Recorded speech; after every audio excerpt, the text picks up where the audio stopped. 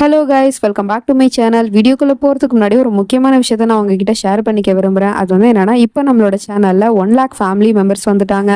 என்னோட இந்த டார்கெட்டை நான் ரீச் பண்ணுறதுக்கு காரணமே நீங்கள் தான் நான் சொல்லுவேன். ஏன்னா நீங்கள் எனக்கு தொடர்ந்து சப்போர்ட் பண்ணதுனால தான் இது சாத்தியமாச்சு. ஸோ இதுக்காக நான் உங்களுக்கு நன்றி சொல்லியே ஆகணும். ரொம்ப ரொம்ப ரொம்ப தேங்க்ஸ், எனக்காக இவ்வளோ சப்போர்ட் பண்ணி என்னை இந்த அளவுக்கு கொண்டு வந்ததுக்கு. அப்புறம் உங்களுக்காக ஒரு சர்ப்ரைஸும் இருக்குது. அது என்ன அப்படிங்கிறது நான் வீடியோ எண்டிங்கில் சொல்லியிருக்கேன். சரி, வாங்க வீடியோக்குள்ளே போகலாம். லாஸ்ட் பார்ட்ல நம்ம சைக்கோ ஹீரோவை பார்த்துட்டு இவன் மறந்து போயிடுறா. கூடவே நம்ம ஹீரோக்கும் இவனை வேற தெரியும் அப்படின்னு சொன்னது கேட்டதும் இவளுக்கு இன்னும் அதிர்ச்சியா இருக்கு. அந்த அதிர்ச்சியில அங்கிருந்து ஓடி போயிடுறா. ரூமுக்கு வந்து ஓண்டு ஒப்பாரி வச்சு அழுக ஆரம்பிச்சிடுறா. என் வாழ்க்கையில அப்படி என்னதான் நடக்குதுன்னு எனக்கே ஒன்றும் புரியல. நான் இவனை விட்டு தள்ளி தானே தூரமா வந்து என்னோட புது அடையாளத்துல நான் ஒரு வாழ்க்கையை வாழ்ந்துட்டு இருக்கேன். அப்படி இருந்தும் இவன் எப்படி நான் இருக்கிற இடத்த கண்டுபிடிச்சி இங்க வந்தா, எதுக்காக இப்படிலாம் நடக்கணும் அப்படிங்கிற மாதிரிலாம் அழுதுகிட்டு இருக்கா. அப்போ வந்து பார்த்தா அந்த பையனும் அதே ரூம்ல தான் இருக்கான் போல. ஸோ இவ பேசினது எல்லாத்தையும் கேட்டுடுறான். உடனே கண்ணை தொடச்சிட்டு அவங்கிட்ட போய், இங்க பாருப்பா, நீ நல்ல புள்ள தானே, நீ இந்த விஷயத்த யாருக்கிட்டே சொல்ல மாட்டேதானே, எனக்கு ப்ராமிஸ் பண்ண அப்படின்னு சொன்னதும் அவனும் சரி அப்படிங்கிற மாதிரி தலையாட்டி ப்ராமிஸ் பண்ணிடுறான்.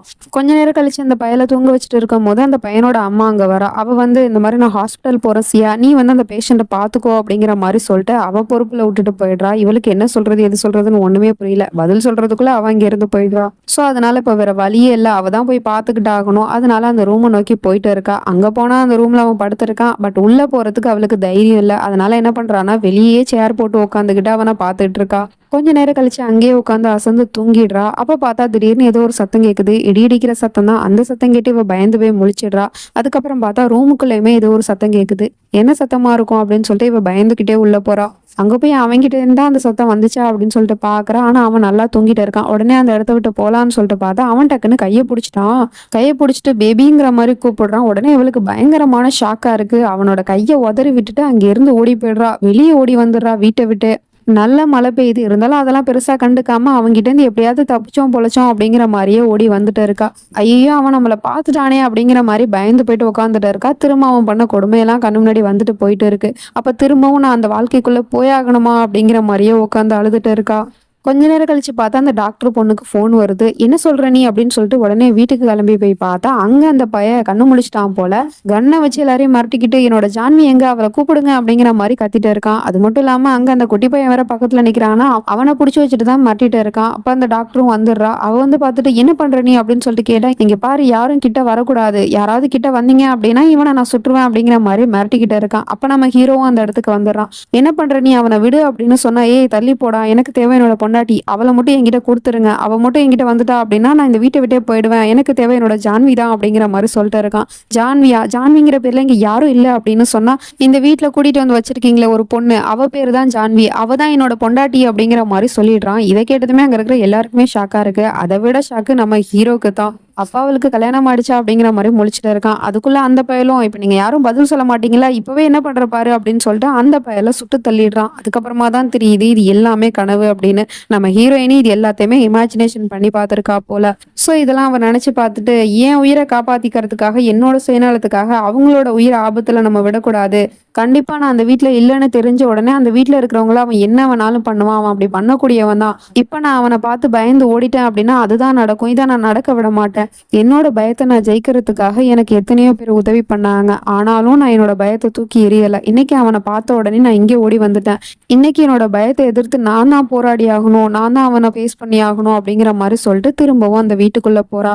அங்க போய் பார்த்தா அந்த பையன் கண்ணு முழிச்சிட்டான் போல. அவன் அப்படியே உக்காந்துருக்கான். நம்ம ஹீரோயின் உடனே பயந்துகிட்டே அவங்கிட்ட போயிட்டு இருந்தா அவன் டக்குன்னு இவளை முறைச்சு பார்த்துட்டு இருக்கான். உடனே இவளும் தைரியமா, இங்க பாரு, உனக்கு என்ன வேணும், எதுக்காக நீ இங்க வந்திருக்க, நீ ஜான்வியை தேடி தானே வந்திருக்க, அவ இந்த உலகத்திலே இல்ல, அவ செத்து போயிட்டா, அவளை கொன்னதே நீதான். இப்ப நான் சியா, இந்த சியா யாருக்காகவும் எதுக்காகவும் பயப்பட மாட்டா.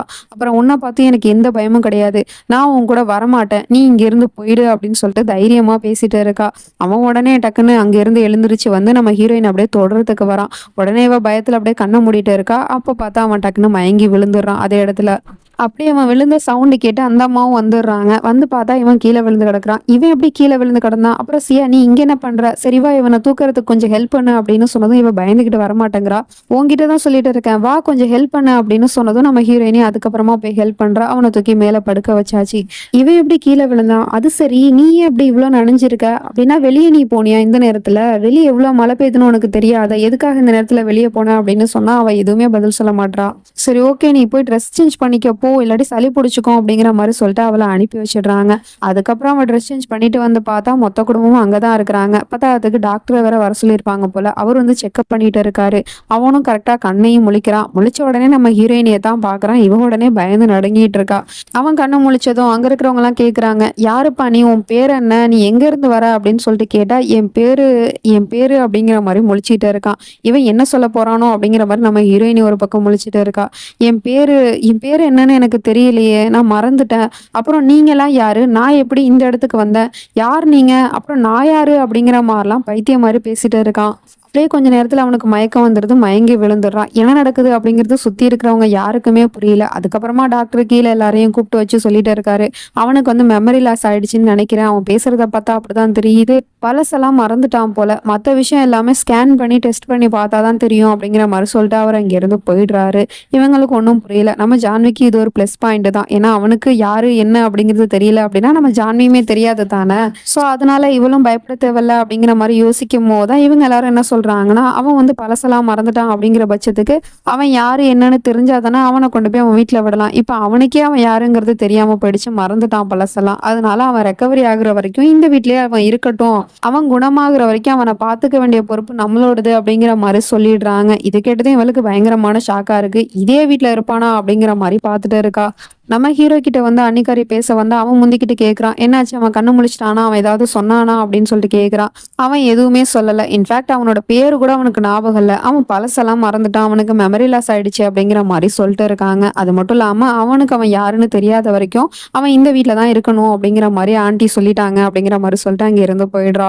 என்னது பழச மறந்துட்டானா அப்படிங்கிற மாதிரி யோசிச்சுட்டு இப்போ அவனை பத்தி நம்ம எப்படி தெரிஞ்சுக்கிறது, அவன் யாருன்னு எப்படி கண்டுபிடிக்கிறது அப்படிங்கிற மாதிரி யோசிச்சு இருக்கான். அப்பதான் பார்த்தா அவன் நம்ம ஹீரோவோட கரேஜ்க்கு வந்தான் இல்லையா, காரை வேலை பார்க்கறதுக்காக. ஸோ ரிஜிஸ்டர்ல அவன் பேர் இருக்கும் தானே அப்படின்னு சொல்லிட்டு உடனே ஃப்ரெண்டுக்காரனுக்கு ஃபோன் பண்ணி, இந்த மாதிரி அந்த பையன் காரு கொண்டு வந்து போட்டான்ல, அவனோட ரிஜிஸ்டர் செக் பண்ண, அவனோட பேர் என்னன்னு செக் பண்ண அப்படிங்கிற மாதிரி மொட்டையா சொல்லிட்டு இருக்கான். யார சொல்றீங்க, எந்த பையன் அப்படின்னு சொல்லி கேட்டா, அதான்டா அங்க அங்க கரேஜ்ல கூட வந்து என்கிட்ட பிரச்சனை பண்ணான்ல, அவனை பத்தி தான் கேட்கறேன் அப்படின்னு சொன்னதும் இவனும் ரிஜிஸ்டர்ல செக் பண்ண போறான். அதுக்கு முன்னாடி அவனுக்கு ஒரு யோசனை வருது, ரிஜிஸ்டரை நான் பார்த்து சொல்றேன், அதுக்கு முன்னாடி அவனை பத்தி தெரிஞ்சுக்கிறதுக்கு ஏன் இவ்வளவு தூரம் நீங்க வரீங்க, அவங்கிட்ட பர்ஸ் வாலெட் ஏதாவது வச்சிருப்பான்ல, ஸோ அதுல செக் பண்ணி பார்க்க வேண்டியதானே அப்படிங்கிற மாதிரி சொன்னதும் நம்ம ஹீரோ ஆமால அதுல பார்த்தா தெரிஞ்சிடும் அப்படின்னு சொல்லிட்டு போனை கட் பண்ணிடுறான். இந்த பக்கம் நம்ம ஹீரோயினுக்கு ஒரு சந்தேகமாவே தான் இருக்கு. என்னன்னா ஏற்கனவே அந்த டாக்டர் கிட்ட ட்ரீட்மெண்ட் பண்ணிக்கிறேன் அப்படிங்கிற பேர்ல நடிச்சுக்கிட்டு இருந்தான், நாடகம் ஆடிட்டு இருந்தான், நான் வந்து ரெக்கவர் ஆயிட்டேன் அப்படிங்கிற மாதிரி. ஸோ இந்த தடவையும் அவன் ஏன் நாடகம் ஆடக்கூடாது, பழசெல்லாம் மறந்த மாதிரி, ஆமா இப்படிதான் இருக்கணும், அவன் ஏதோ ஒரு பிளான்ல தான் இதெல்லாம் பண்ணிக்கிட்டு இருக்கான், இதை பத்தி நான் அவங்கிட்டே போய் கேட்டு தெரிஞ்சுக்கிறேன் அப்படிங்கிற மாதிரி சொல்லிட்டு அவனோட ரூமுக்கு போயிட்டு இருக்கா. எப்படி இவளுக்குள்ள இவ்வளவு தைரியம் வந்துச்சு அப்படின்னு தெரியல. நேரா அவனே போய் மீட் பண்றதுக்கு போறா. என்ன நடக்க போகுது அப்படிங்கிறது தெரியல. வெயிட் பண்ணி தான் பார்க்கணும். அப்புறம் இந்த வீடியோ இதோட முடிய போறது கிடையாது.